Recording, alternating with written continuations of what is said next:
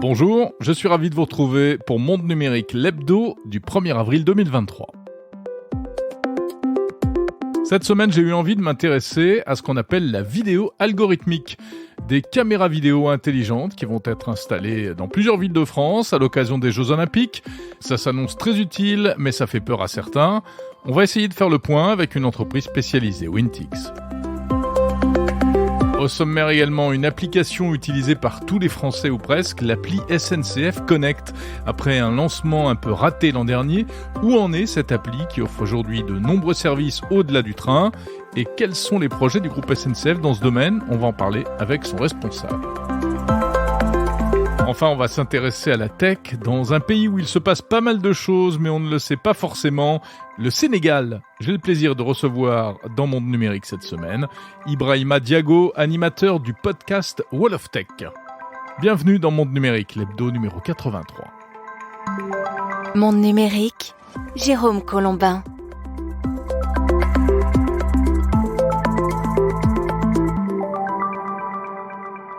Tout d'abord, je vous rappelle que vous pouvez écouter Monde Numérique sur toutes les plateformes de podcast, mais également sur YouTube, sur la chaîne Monde Numérique, et sur le site mondenumérique.info. Sur le site, vous trouverez plus d'infos sur les sujets traités et sur les personnes interviewées. Vous pouvez également écouter cette émission chapitre par chapitre sur mondenumérique.info et sur Apple Podcast. D'ailleurs, dites-moi éventuellement si c'est une fonction que vous utilisez, l'accès direct au chapitre.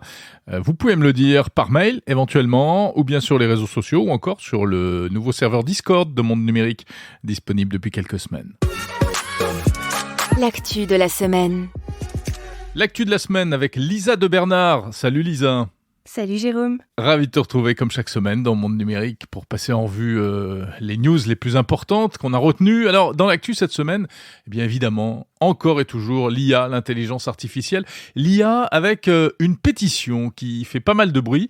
Une pétition lancée aux États-Unis pour réclamer un moratoire, une pause sur la recherche en intelligence artificielle au motif que tout cela irait trop vite avec de gros risques pour l'humanité tout entière si on en croit les signataires de cette pétition. Effectivement, on le voyait un peu arriver avec la course folle qu'a entamée l'IA au cours de ces derniers mois. Forcément, certains s'inquiètent de la trajectoire que l'on prend et de l'influence que l'intelligence artificielle pourrait avoir sur nos vies à l'avenir. Et donc, c'est dans une lettre ouverte publiée sur le site Future of Life que quelques 1125 acteurs de la tech et du numérique ont appelé ceux qui travaillent sur l'IA et les gouvernements à ralentir un peu la cadence, voire beaucoup même, puisqu'ils proposent une pause de 6 mois au moins. Et concrètement, quelles raisons avancent-ils, ces signataires ? Eh bien, de manière plus ou moins assumée, l'IA qui est ciblée, bien entendu, c'est ChatGPT 4 et les versions à venir, dans la mesure où les signataires soulignent le côté un peu incontrôlé de son développement. Ils s'inquiètent du fait que l'on ne puisse pas, par exemple, comprendre, prédire, ni même contrôler de manière fiable le développement du système, pas même via ses créateurs. Et de fait, ils appellent à consolider les bases plutôt que de poursuivre la fuite en avant avec, pour mot d'ordre, fiabilité, transparence, robustesse, conformité ou encore loyauté. Cela dit, cette pétition est un peu sujette à caution parce qu'il y a visiblement un peu de flou concernant les signataires. Effectivement, alors d'un côté, on pourrait être préoccupé par les signataires qu'il y a puisqu'on retrouve de grands noms de l'intelligence artificielle, des personnes qui travaillent dans ce domaine depuis des années et qui ont forcément évalué les risques. En revanche, il existe effectivement une défiance vis-à-vis de l'identité de certains signataires, puisque en fait, on retrouvait par exemple le président Xi Jinping, dont le nom a été retiré depuis. Et c'est un incident qui serait dû au mode d'inscription et de vérification des signatures, qui ne nécessiterait en fait que le remplissage d'un formulaire et d'une banale vérification d'email. Donc finalement, tout le monde peut un peu s'inscrire sous n'importe quel nom. Oui, c'est pour ça qu'il y a des gens qui ont démenti, comme par exemple le français Yann Lequin. En revanche, on a dit que Elon Musk ou Steve Wozniak, le cofondateur d'Apple, avaient signé et eux n'ont pas démenti, semble-t-il. Donc elle a l'air un peu foireuse, cette pétition, mais néanmoins, elle existe et je dirais même elle a presque le mérite d'exister à un moment où ça commence peut-être un petit peu à bouger au niveau des pouvoirs publics. Effectivement, puisqu'on a un projet de réglementation qui est actuellement examiné au niveau européen avec une mesure phare, le classement par degré des risques des IA. Ouais, c'est le AI Act qui est actuellement en préparation. Et puis j'ajouterais cette news de dernière minute, ChatGPT, le fameux chatbot, bloqué en Italie par la CNIL, la Commission informatique et liberté italienne, qui estime que la législation sur les données personnelles n'est pas respectée. C'est vrai qu'il y a eu des fuites de données récemment, et aussi parce qu'il n'y a pas de système pour vérifier l'âge des utilisateurs. Gros sujet, cette histoire de l'intelligence artificielle. J'en parle cette semaine d'ailleurs dans un édito que je vous invite à écouter sur le fil de Monde Numérique. Et puis on en parle également dans un autre podcast. C'est l'épisode du mois de Chez Jérôme et François avec mon camarade François Sorel où on décortique ce sujet de l'IA pendant presque 1 heure. Voilà, je vous invite à écouter ce podcast disponible ces jours-ci.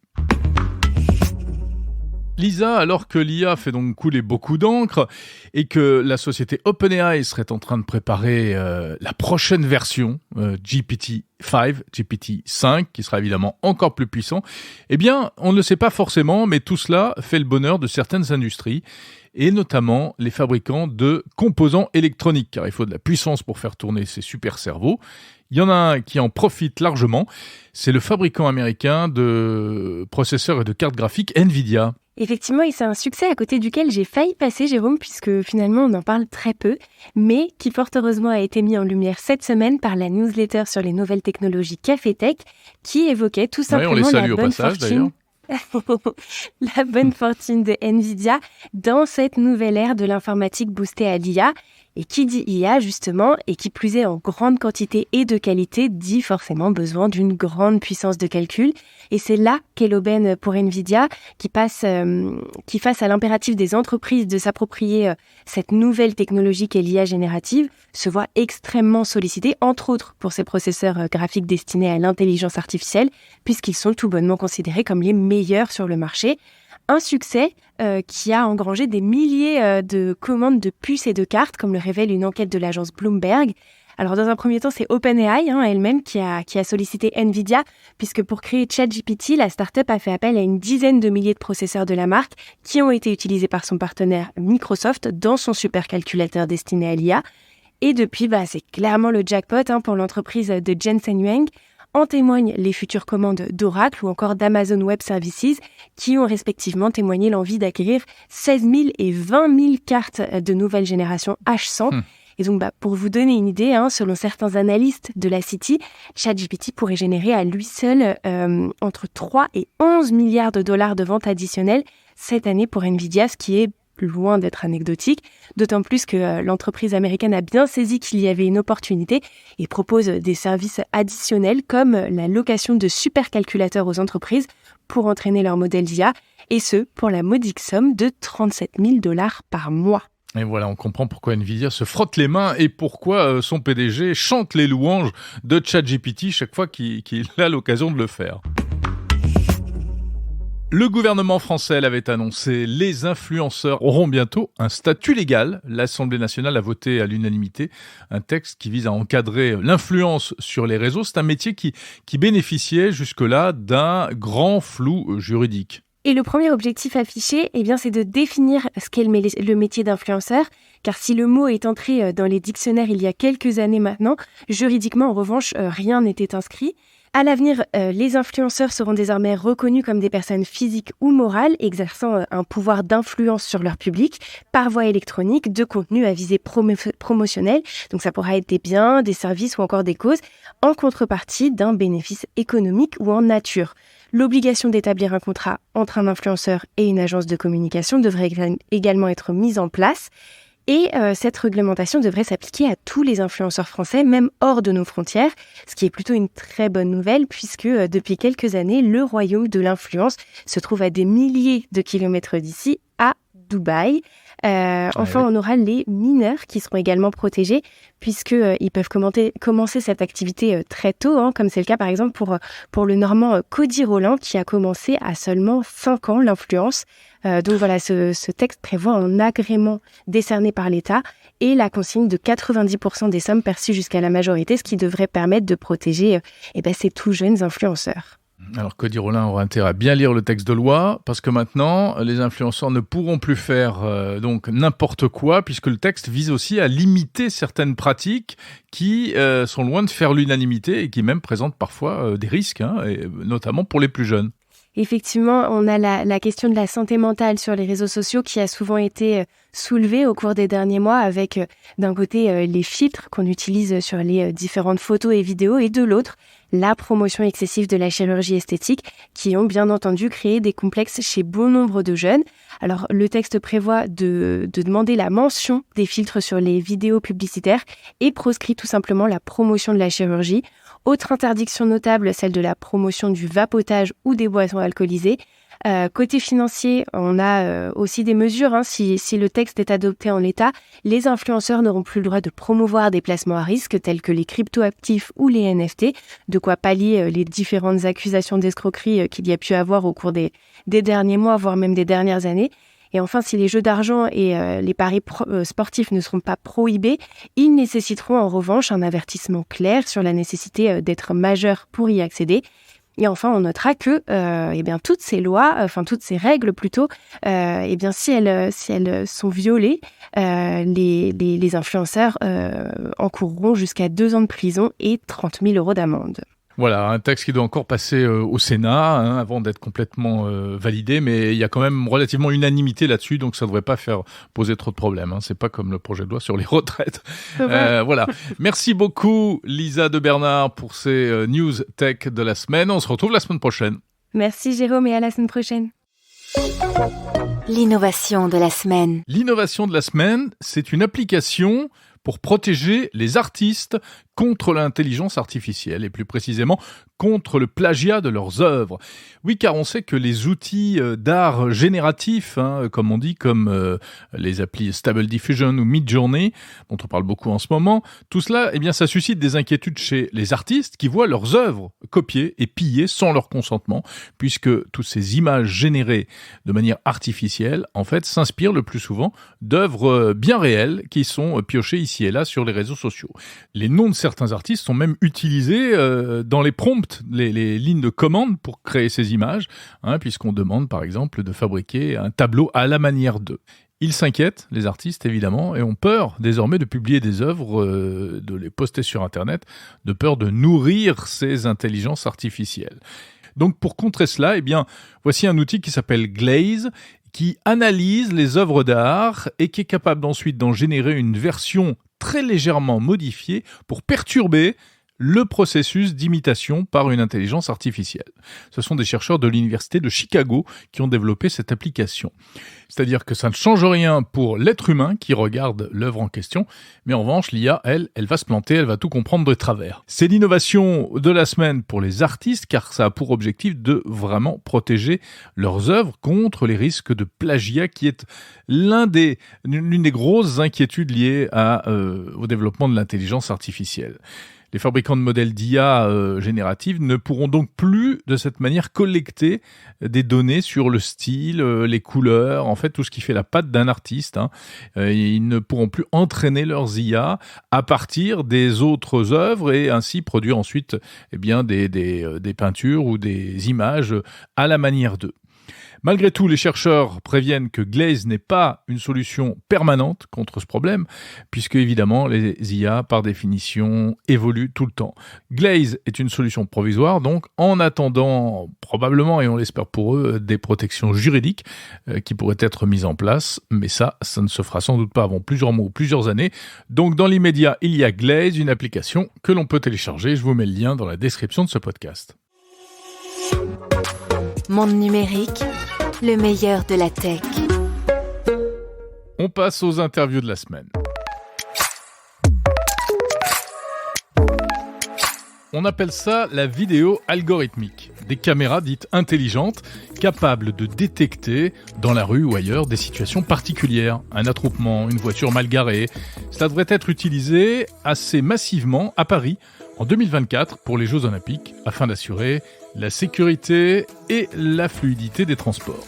Mais pour cela, il faut encore adapter la loi. C'est ce qui est en train d'être fait avec la discussion au Parlement d'un texte dit loi JO. Le sujet est sensible. Des associations s'opposent à la surveillance automatisée. Alors comment ça marche exactement ? Que peut-on faire précisément ? On en parle avec mon invité. Bonjour Quentin Barène. Bonjour Jérôme. Vous êtes cofondateur de la société Wintix, qui est spécialisée dans l'analyse vidéo dans l'espace public, grâce à un logiciel qui s'appelle Cityvision. Alors, que permet votre système ? Cityvision, c'est un logiciel qui est développé par ma société Wintix, qui permet d'analyser en temps réel les flux vidéo qui sont captés par les caméras installées un petit peu partout dans les villes. En analysant ces flux vidéo, on peut produire des indicateurs, des notifications sur tout un tas de sujets, dont des sujets hyper importants pour la réussite des JO et qui sont régulièrement pointés du doigt en prévision de cet événement, qui sont la gestion des flux de mobilité, parce qu'il va y avoir un afflux de visiteurs qui sera massif pendant la période des Jeux, et la sécurité des biens et des personnes, notamment aux abords des enceintes sportives. Donc les caméras, elles sont là où il y en aura d'autres, des nouvelles. Vous êtes en amont, vous traitez les données qui sont recueillies par ces caméras. Exactement. Si je prends quelques exemples pour être concret sur un sujet comme la gestion des flux de mobilité, la gestion des flux de mobilité, elle s'apprécie à plusieurs égards. Par exemple, dans les réseaux de transport en commun. Les réseaux de transport en commun vont accueillir potentiellement des pics d'activité pendant les JO, avant, après les épreuves. Et il y a un enjeu majeur pour les exploitants, c'est de connaître quelle est l'affluence dans leur réseau de transport. Un quai de métro, on s'attend déjà au pire, hein, je vous rassure. Il y aura du monde. Un quai de métro, c'est minimum 8 caméras. En s'appuyant sur ces caméras, notre logiciel est capable en temps réel de compter combien il y a de personnes sur le quai qui attendent le métro. D'accord. Et d'envoyer cette information à l'exploitant, qui peut à son tour être très réactif sur la fréquence de ces métros, notamment sur les lignes automatisées.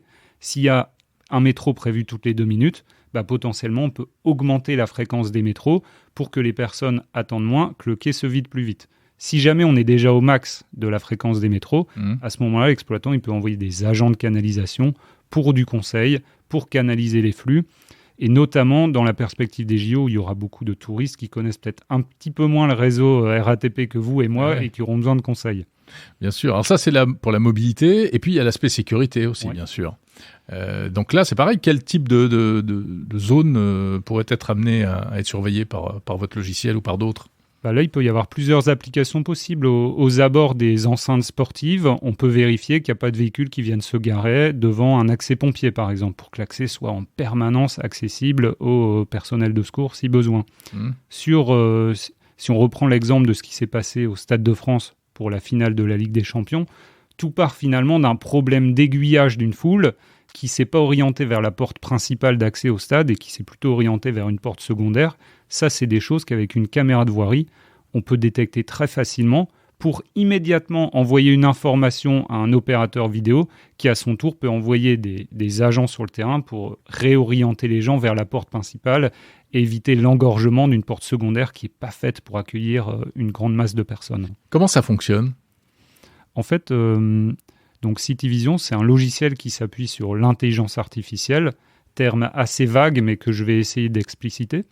En fait, l'intelligence artificielle, c'est apprendre à un logiciel une compétence cognitive humaine. En l'occurrence, nous, c'est la vision. De la même manière que vous pouvez apprendre à un enfant à reconnaître une voiture, pour lui apprendre, vous allez lui montrer 10 voitures. Au bout de 10 voitures, il aura compris. Un logiciel, c'est bien moins intelligent qu'un enfant. Donc, ce n'est pas 10 voitures que vous devrez lui montrer, c'est 10 000 voitures. Et vous allez lui montrer sous toutes les coutures, de face, de l'arrière, de côté, de dessus, de profil. Une fois qu'il en aura vu 10 000 images d'exemple, il sera capable de reconnaître une voiture dans le champ de vision d'une caméra. Y compris s'il y a autre chose dans l'image, s'il y a quelque chose devant, si c'est qu'un bout de voiture ou des choses comme ça. Exactement. Et si jamais il a appris à reconnaître une voiture, un vélo et une personne, dans l'image, il sera capable de faire la différence entre une voiture, un vélo et une personne. Et ça a un intérêt. Dans l'organisation des JO, une fan zone, par exemple, c'est pas censé accueillir de véhicules. Si on détecte un véhicule, ça peut déclencher une alarme automatiquement auprès des organismes de sécurité. Alors, à l'heure où on se parle, donc début avril 2023, qu'est-ce qui est autorisé, qu'est-ce qui ne l'est pas et qu'est-ce qui pourrait l'être ? Si je sors un peu du cadre des JO et que je vous parle de la réglementation telle qu'elle existe aujourd'hui, avec des caméras, les caméras déjà sont autorisées dans l'espace public. Une collectivité peut installer des caméras pour vérifier ce qui se passe sur la voirie, historiquement plutôt pour des enjeux de sécurité. Ensuite, la nouveauté, c'est que depuis 5-6 ans, avec les nouvelles technologies, il y a des algorithmes qui sont désormais capables d'analyser ces flux vidéo. C'est ces algorithmes qui posent question. quand est-ce qu'on peut les utiliser, avec quelle finalité. Aujourd'hui, à droit constant, on peut analyser automatiquement des flux vidéo pour produire des statistiques. Par exemple, chez Wintix, on fait énormément d'analyse vidéo pour produire des statistiques de comptage sur les mobilités. Donc, pour tout un tas de villes, on vous dit combien il y a de vélos, de scooters, de voitures qui transitent par les différents axes des villes pour aider les collectivités à mieux aménager la voirie. La finalité qui pose question aujourd'hui, c'est ce que la CNIL appelle les applications à visée opérationnelle. Donc, des applications dont l'ambition serait de notifier un opérateur vidéo en temps réel pour qu'il prenne une décision en temps réel. Ça, aujourd'hui, ce n'est pas autorisé par les lois telles qu'elles existent, et c'est l'objectif de la loi JO qui est en ce moment en discussion exactement à l'Assemblée et au Sénat, c'est de permettre, dans un cadre temporel bien défini, pour des personnels bien définis et sur des endroits bien définis, d'autoriser ces applications à visée opérationnelle. Alors, il y a des associations qui s'opposent à ce type de surveillance vidéo, qui mettent en avant des scénarios un peu catastrophes. Quels sont les risques ? En fait, à mon sens, il n'y a pas grand-chose de nouveau. Les caméras sont déjà autorisées dans l'espace public. Elles filment au quotidien la voirie. Tout le monde sait qu'il y a des caméras qui sont installées, qui sont filmées, et que potentiellement, il y a des personnes qui les visionnent pour vérifier qu'il ne se passe pas de choses anormales ou dangereuses sur l'espace public. Notre logiciel CityVision, il ne sait pas si c'est un homme, une femme, un adulte, un enfant. Lui, ce qu'il reconnaît, c'est une silhouette humaine. Et donc, si vous lui dites « est-ce qu'il y a une personne dans cette zone ?», il vous répond oui ou non. L'identification faciale, est-ce que votre logiciel peut voir des visages et peut éventuellement identifier des personnes ? Non. Là, il ne peut pas du tout. En fait, et ça, c'est une décision de développement de Wintix. On a créé Wintix avec l'ambition de déployer des applications que nous, on qualifie d'intérêt général sur la fluidification des mobilités, sur la tranquillité publique, sur la propreté urbaine. L'objectif, c'est pas que ces applications elles se fassent au détriment des libertés individuelles de chacun. Donc notre logiciel, il fait pas d'analyse biométrique, il fait pas de reconnaissance faciale et il en fera jamais. Et d'ailleurs, c'est des choses qui sont pas du tout autorisées dans la loi. C'est pas non plus dans l'ambition de cette loi JO, donc c'est complètement écarté de cette loi. Et nous, on n'en fera pas. Donc d'après vous, on a tort de se faire peur en ce moment avec cette histoire de surveillance et de vidéo algorithmique ? Je pense que oui, parce que les choses sont très très cadrées. Il faut savoir qu'en Europe, on a déjà le RGPD qui permet sur toutes les notions d'analyse de données, à mon sens, de tirer le meilleur parti des nouvelles technologies en se prémunissant des éventuelles dérives. C'est le cadre tel qu'il existe aujourd'hui. Là, pour les JO où il y a des besoins spécifiques, il y a quelques expérimentations qui vont être autorisées pendant une période d'1 an et demi. C'est donc de juin 2023 jusqu'à décembre 2024, dans le cadre uniquement de certains très grands événements, donc les JO ou la Coupe du Monde de rugby par exemple, et à destination de certaines communes, uniquement, celles qui accueillent les événements, et de certains personnels. C'est la police nationale, la police municipale et les agents de sécurité de la RATP, de la SNCF, c'est tout. Et après, c'est fini. La crainte aussi, c'est peut-être d'ouvrir la boîte de Pandore, c'est-à-dire que de mettre un premier système en place qui, un jour ou l'autre, pourra évoluer vers quelque chose de plus inquiétant. À mon sens, la caméra, en fait, la question qui se pose, c'est est-ce qu'on veut des caméras dans l'espace public ? Ensuite, comme je l'ai dit, la mettre sous analyse algorithmique ou sous analyse humaine, à mon sens, c'est bien moins biaisé de le mettre sous l'analyse d'un algorithme que de la mettre sous analyse d'un humain. Ça, c'est, je dirais, mon premier élément de réponse. Et le deuxième, c'est qu'encore une fois, c'est des choses qui sont très, très peu intrusives. On ne capte aucune donnée personnelle. Une caméra, elle connaît 10 000 fois moins d'infos que votre banque qui suit tous vos paiements, qui sait où est-ce que vous payez, qu'est-ce que vous achetez, quand est-ce que vous l'achetez, ou que, encore pire, que votre téléphone portable. Donc, je pense qu'on se trompe un peu de problème quand on essaie de bannir la caméra et les analyses algorithmiques, probablement par manque de connaissance du sujet, parce que si vous voyez notre logiciel dans l'action, vous verriez qu'on n'identifie personne, et c'est juste soit de la stat, soit de la notification pour attirer l'attention d'une personne, qui ensuite prend une décision. L'algorithme ne prend jamais de décision lui-même. Oui, en fait, il s'agit souvent d'une opposition quasi idéologique, de principe, en fait. Merci Quentin Barène, cofondateur de Wintix.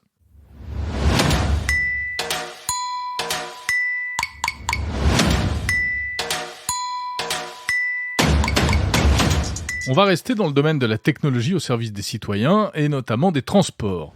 En janvier 2022, la SNCF a lancé l'application SNCF Connect, une appli mobile à tout faire censée remplacer plusieurs applis existantes, notamment Oui SNCF, mais le lancement a été un peu chaotique. Pas mal de bugs, beaucoup de critiques. Il faut dire qu'il s'agissait d'un chantier technique assez considérable pour lequel SNCF a fait appel à des technologies peu utilisées à ce jour. 1 an après, où en sommes-nous ? Il me paraissait intéressant de faire un focus sur cette application que quasiment tous les Français sont amenés à utiliser. Bonjour Christophe Rochefol. Bonjour. Vous êtes directeur des opérations tech chez SNCF Connect & Tech, filiale du groupe SNCF comme son nom l'indique. D'abord, est-ce que vous pouvez nous dire un peu qu'est-ce qui s'est passé et où vous en êtes aujourd'hui ?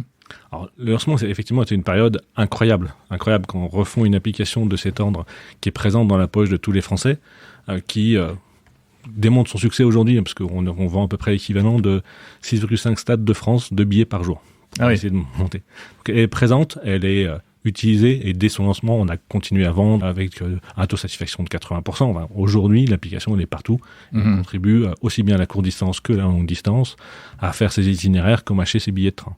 Alors, on va parler de ce qui va bien, mais d'abord, évacuons peut-être ce qui n'allait pas bien. Qu'est-ce qui allait, qui marchait pas ? Pourquoi ça marchait pas bien ? On a fait des choix, on a sorti typiquement des fonctionnalités qu'on s'est dit on pouvait attendre sur le wallet, et on a été un peu surpris par le marché qui avait beaucoup d'attentes qu'on n'avait pas. On s'est dit on pouvait le sortir un peu après, et on l'a sorti, je crois que dans 3 semaines après. Donc effectivement, on a dû faire des choix, qu'on fait un changement de telle importance qui touche tous les Français, qui touche la courte distance, la longue distance, qui touche l'itinéraire. On pourrait y être encore, mais je pense que c'est intéressant de se dire qu'une boîte de la taille de la SNCF aujourd'hui fasse des choix aussi drastiques, de se préparer pour l'avenir et de se dire oui, on prend des risques, on change toutes nos couches pour se préparer pour demain. C'est un choix fort et qui est reconnu par nos équipes et qui se dit ok, on a préparé demain, on a amélioré, on sort une nouvelle version toutes les semaines, on écoute nos clients, sur 2022, je crois qu'on parle de 10 millions de retours clients qu'on analyse et qui nous permettent de progresser chaque semaine. Chaque semaine, une nouvelle version sur le mobile, sur le web, pour accompagner les Français au jour le jour. Alors, Christophe Rochefol, vous êtes aux manettes de tout cela. Comment ça s'est passé ? Vous avez notamment fait appel, je crois, à une technologie qui s'appelle Flutter. On va rentrer un peu dans les rouages, on va mettre les mains dans le cambouis. Et donc, vous avez utilisé une technologie qui s'appelle Flutter, qui est une techno open source, mais créée par Google. Qu'est-ce qu'elle fait, cette techno ? Expliquez-nous ça. Alors, c'est une technologie qui permet de développer des applications avec un seul code source, c'est-à-dire que nos développeurs, ils développent qu'une seule fois, et après ça génère le code pour les applications mobiles, que ce soit Android ou iOS, que ce soit un téléphone Apple, Samsung ou autre. Donc ça permet d'accompagner l'ensemble des voyageurs sur la même expérience. On sait que tous, on a des mobiles perso, des mobiles pro, pas toujours de la même marque, et pouvoir accompagner la personne sur quel que soit son modèle de la même façon, c'était important pour nous. Alors, c'est pas très connu, ce Flutter, évidemment. D'abord parce que c'est un outil professionnel pour les entreprises, mais ensuite parce que c'est pas forcément très utilisé. Et vous êtes la première entreprise en France de cette taille, groupe SNCF, à avoir décidé d'utiliser cette technologie. Pour quelle raison ? On parlait d'ambition, on parle un peu d'audace aussi, en fait, quelque part. Quand on a fait ce choix-là, on a regardé ce qui existait sur le marché. Les technologies hybrides dans le mobile existent depuis longtemps. Bon, ça fait longtemps qu'on regarde ça, mais il n'y avait pas beaucoup d'espoir sur ce qu'on appelle la maintenabilité des applications qui étaient générées. Donc on a regardé les nouveautés. Donc il y avait Flutter, il y avait d'autres technologies qui étaient émergentes, et on a lancé ce qu'on appelle une proof of concept, des tests. Preuve de concept, pour voir si ça marche en fait. Ouais, on a beaucoup d'anglicismes dans l'informatique. Ah bah oui, ça je sais bien, je vous excuse. et donc on a testé ces 3 technologies, et en l'espace de quelques semaines, Flutter est arrivé très vite en haut du panier pour sa facilité d'apprentissage, parce que démarrer sur une nouvelle technologie, ça veut dire ne pas avoir des développeurs sur le marché qui savent le faire. Mais par rapport aux technologies qu'on utilisait, très facilité d'apprendre et de monter sur la technologie, des résultats assez bluffants entre Android et iOS en termes d'expérience client. Donc on développe une seule appli et c'est la même partout. Partout, exactement. Ok, y compris web ? Alors non, Flutter existe en version web. Au moment où on s'est lancé, il n'était pas mature, pas suffisamment mature, et donc là on s'est dit on va pas partir sur une technologie qui n'est pas mature par rapport à nos besoins. Et Flutter Web est plutôt orienté faire une app sur le web, Ouais. qui n'est pas tout à fait l'expérience web qu'on choisit. Encore une fois, on veut une expérience pour nos clients qui soit la plus sans effort possible. Et donc, il faut choisir une technologie qui est adaptée. Alors je l'ai dit, ça a été créé par Google, mais ça n'appartient pas à Google. Alors, c'est ce qu'on appelle vraiment de l'open source. C'est-à-dire que tout le monde peut y contribuer. Et c'est un des axes assez forts pour nous. C'est que nous, on est un des premiers utilisateurs en France. Et on apporte aussi, on contribue au projet Flutter en apportant des évolutions, des fonctionnalités au langage Flutter.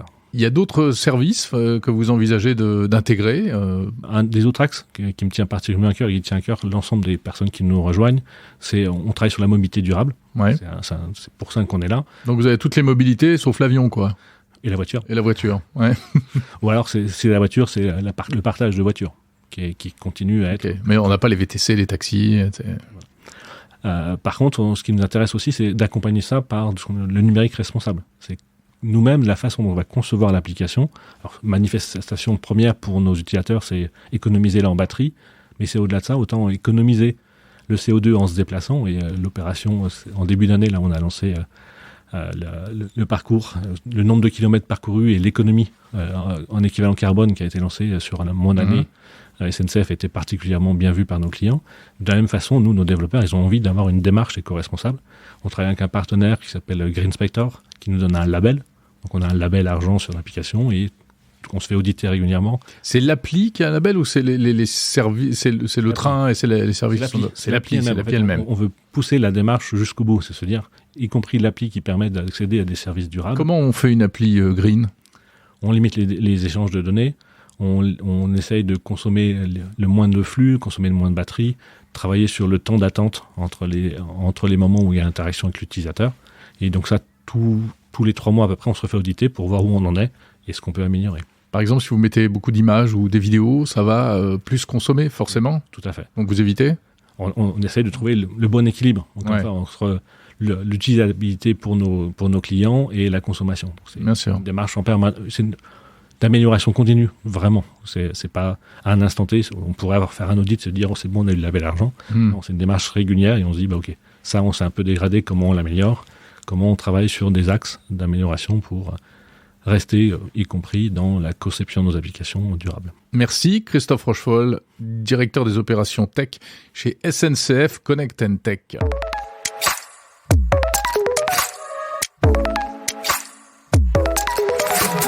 Allez, je vous emmène en Afrique avec mon 3e invité de la semaine. Je sais que beaucoup d'auditeurs nous écoutent là-bas. Le continent africain est de plus en plus dynamique en matière de technologie. On part au Sénégal, où de nombreuses startups se lancent dans plusieurs domaines. Mon invité est un acteur et un observateur avisé de cet écosystème. Bonjour Ibrahima Diago. Bonjour Jérôme. Je suis ravi de te recevoir. Allez, on va se tutoyer parce que voilà, nous sommes confrères podcasteurs. Ouais. Tu animes à Dakar, au Sénégal, un podcast consacré à la tech. Donc, je suis ravi de te recevoir dans Monde Numérique pour que tu nous parles un peu de la tech dans ton pays. On sait qu'il se passe beaucoup de choses dans beaucoup de pays d'Afrique. C'est très, très dynamique dans plein de secteurs. Ouais. Mais d'abord, à propos de toi et de ton podcast, est-ce que tu peux nous le présenter un petit peu, ce podcast qui s'appelle Wall of Tech et qui a une vraie particularité? Ouais. Alors, merci beaucoup Jérôme. Je suis vraiment content de participer aujourd'hui à cette émission-là. Comme tu l'as dit, nous sommes des frères podcasters. Donc, je suis très, très, très content aujourd'hui de participer à cette émission-là parce que c'est une émission que j'écoutais même avant que je fasse le podcast. Hein. Ouais, donc du coup, je suis hyper content. Alors, moi, c'est El Hadji Ibrahim Diago. Alors, sur les réseaux, on m'appelle Elip. Je suis ingénieur en informatique et je travaille actuellement à l'UNICEF. Et il y a quelques années de cela, j'ai lancé un podcast qui s'appelle Wall of Tech. Alors, Wall of Tech, c'est un podcast qui parle des nouvelles technologies, mais dans nos émissions, on utilise la langue Wolof. C'est ce qui fait la particularité de notre podcast. Alors, le Wolof, peut-être beaucoup de personnes ne le connaissent pas. Le Wolof, c'est une langue qui est parlée au Sénégal et par la majorité des Sénégalais. Pratiquement plus de 90% des Sénégalais, ils parlent le Wolof. Donc, c'est la raison pour laquelle nous, on a choisi le Wolof pour faire notre podcast. Tu peux nous dire quelques mots en Wolof? Asalaamaaleykum, maa ngi leen di nuyu yéen waa Sénégal yëpp di leen wax ne maa ngi tey fii ci émission Jérôme Monde Numérique Et moi, je représente le Sénégal, quoi. Voilà. Super. Alors, la particularité du Wolof, c'est qu'au Sénégal, on parle le Wolof, mais on y met des mots français souvent, tu vois. Et voilà, c'est la raison pour laquelle on y met des mots en français, en anglais, en arabe. Par exemple, tout à l'heure, j'ai dit assalamu alaikum, mais salam alaikum, c'est arabe, tu vois. Donc, on mélange du tout, quoi. Et c'est ce qui fait même la particularité et la beauté même de cette langue. Et quand tu n'es pas sénégalais, tu peux, choper des mots et tu peux comprendre un peu, tu vois. Donc, nous, dans nos épisodes, on n'est pas linguiste, tu vois. Dans nos épisodes, on parle le Wolof que le Sénégalais lambda parle.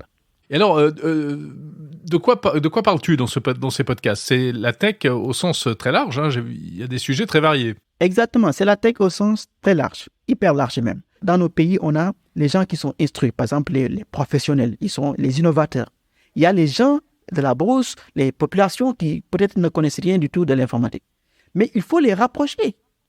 Il faut aller vers ces gens-là qui ont des problèmes. Essayer de voir c'est quoi le problème. Parce que souvent, nos innovateurs, comme j'ai l'habitude de le dire, ils règlent de faux problèmes. Tu es dans ta chambre, tu imagines une application, tu l'implémentes, tu sors pour le vendre. Alors que c'est pas ça, c'est pas comme ça. Il faut aller vers le public, vers les gens qui souffrent, vers les gens qui n'ont pas d'eau. Peut-être même ils ont besoin de solutions qui n'ont pas besoin de codage, qui n'ont pas besoin d'intelligence artificielle. Peut-être ils ont besoin d'une solution qui est hyper simple. Donc du coup, moi mon objectif... Oui, il faut partir du besoin plus que de l'idée comme ça. Exactement. Donc moi mon objectif c'est de rapprocher ces deux-là, ces deux groupes de personnes-là, afin qu'ils puissent communiquer. Parce que si ça ne se passe pas comme ça, si celui qui est dans la forêt, dans la brousse ne comprend pas, n'a pas l'information, quand le gars vient, il va lui dire, mais attends, vous êtes les gens instruits là, les intellectuels, vous êtes venus là pour nous arnaquer, nous on ne comprend rien de ce que vous dites, quoi, tu vois? Parce que souvent, ces gars-là, ils ont beaucoup d'argent quand même. Tu vois, je te le dis. Par exemple, quand tu vas au fin fond du Sénégal, voilà, ils ont beaucoup d'argent, voilà. Ah ouais, d'accord. Donc c'est intéressant, il y a un marché, quoi. Il y a un marché. Voilà, il y a un très grand marché. Alors, Ibrahima, tu reçois beaucoup d'innovateurs, de start-upers. Il y a un écosystème de start-up tech très actif. Ouais, au Sénégal, ouais, franchement. Franchement, moi, quand je suis revenu au Sénégal en 2019, quand je partais déjà, même, j'étais dans les startups, hein, moi, j'avais une startup, voilà, je faisais des choses. Mais quand je suis parti en France et quand je suis revenu en 2019, voilà, j'ai vu que l'écosystème avait tellement grandi et qu'il y avait beaucoup de startups, il y avait beaucoup de jeunes. Alors, c'est des startups dans quel domaine? La startup qui m'a le beaucoup plus marqué, il y a Harala qui fait à peu près, qui est dans l'éducation. Donc lui, son objectif est de former les jeunes, par exemple. Parce qu'en fait, c'est vrai qu'aujourd'hui, on a besoin de toucher les technologies qui sont très pointues, d'accord, mais il faut penser à la jeunesse. Parce que moi, comme j'ai l'habitude de le dire, aujourd'hui, nous, on est déjà des grands, voilà, on a beaucoup de charges, donc voilà, tu vois. Mais les jeunes, il faut penser à eux. Donc lui, c'est une start-up qui qui a comme objectif d'éduquer. C'est-à-dire apprendre les nouvelles technologies à la jeunesse, à toutes les personnes qui veulent qui veulent évoluer dans ce domaine. Alors, il fait ça en présentiel. Oui, c'est très low-tech. Exactement. Il a fait ça en présentiel et je suis vraiment content de le voir aujourd'hui évoluer parce qu'il a ouvert des campus un peu partout à Dakar, tu vois. Donc, du coup, les jeunes des quartiers peuvent venir là-bas et il peut les unifier dans la programmation et plein de choses. Et à part Harala, il y a aussi des jeunes qui ont créé récemment, il s'appelle Jimo Marlo. Lui aussi, il est dans l'intelligence artificielle. Franchement, il crée beaucoup de choses. Et il y a aussi, Nautix. C'est une start-up aussi qui évolue dans les objets connectés, tu vois. En fait, eux, ils ont créé ce qu'on appelle Toluker. Alors, Toluker, c'est-à-dire, c'est-à-dire c'est un champ à la maison. C'est-à-dire un jardin à la maison. Donc, c'est-à-dire, comme vous le voyez aujourd'hui dans la capitale, tu ne peux pas avoir de champ, tu ne peux pas cultiver parce qu'il n'y a pas d'espace. On habite dans des appartements. Donc, eux, ils ont créé une box avec l'intelligence artificielle, des robots et tout ça, qui peuvent arroser, qui peuvent même voir exactement la plante, combien il a besoin d'eau et il va l'alimenter. Donc, du coup, dans ton appartement, tu peux avoir ton jardin et peut-être, pourquoi pas ne pas avoir des tomates et des... Voilà. Ok, super. Un autre exemple, autre chose? Oui. Il y a aussi une fille qui s'appelle Pendafal qui a aussi créé... c'est un objet connecté aussi, qui purifie l'air et qui essaie de voir si est-ce que l'endroit où tu es, l'air est pollué ou pas. Donc, du coup, il te D'accord. donne des renseignements. Il y a aussi une autre start-up qui fait une chose extraordinaire. Et c'est Jim Marlowe encore. Il a créé un dispositif qui permet de détecter la somnolence quand tu conduis. Tu vois, au Sénégal, il y a beaucoup d'accidents et il a créé ce dispositif-là d'intelligence artificielle à la base. Et quand tu commences à cligner les yeux et que tu commences à dormir, voilà, ça bip quoi. Donc, D'accord. du coup, c'est un appareil dédié. Exactement, c'est un appareil dédié qu'on met dans la voiture. Donc, du coup, qui détecte la somnolence. Et il y en a beaucoup. Il y a Baicedo, il y a Wikari, et il y a aussi des startups qui sont dans la fintech, tu vois, comme InTouch. Il y en a beaucoup, il y en a beaucoup au Sénégal. Et franchement, j'oublie même les qui, mais voilà, je les ai tous pratiquement invités dans mon émission. C'est pas grave. Ce que je te propose, c'est qu'on en reparle plus tard, en fait. C'est que tu reviennes une autre fois pour en parler encore plus en détail et puis qu'on se retrouve comme ça de temps en temps pour faire un peu un coup d'œil avec plaisir parce que sur l'innovation au Sénégal. Ah oui, avec plaisir parce qu'il y en a beaucoup. Et je pense que même on pourra même les inviter ici à Monde Numérique. Ah ben pourquoi pas. Ouais, on pourra faire des épisodes ensemble, ouais. Merci beaucoup Ibrahima Diago du podcast Wall of Tech. Merci beaucoup Jérôme, c'est vraiment gentil, merci. Et vous pourrez retrouver l'interview intégrale en grand format de Ibrahima Diago de Dakar la semaine prochaine sur le fil du podcast Monde Numérique. C'est la fin de cet épisode numéro 83. Merci de l'avoir suivi jusqu'au bout. Merci pour votre fidélité. Encore une fois, n'hésitez pas à noter ce podcast. Mettez plein de petites étoiles, à m'envoyer des commentaires aussi. Vous pouvez participer sur le Discord de Monde Numérique. C'est nouveau, ça vient de sortir. On essaie de faire vivre un petit peu cette communauté. Ça permet d'échanger un peu des points de vue et sur la tech et sur ce à quoi vous aimeriez que ressemble exactement cette émission et toutes les interviews que je fais pour vous au fil des jours. Voilà un rappel, ce week-end, autre podcast chez Jérôme et François. Si vous ne connaissez pas, abonnez-vous à ce podcast que je vous propose mensuellement avec mon camarade François Sorel. On débriefe l'actu de manière très très très informelle. On se retrouve la semaine prochaine. Salut.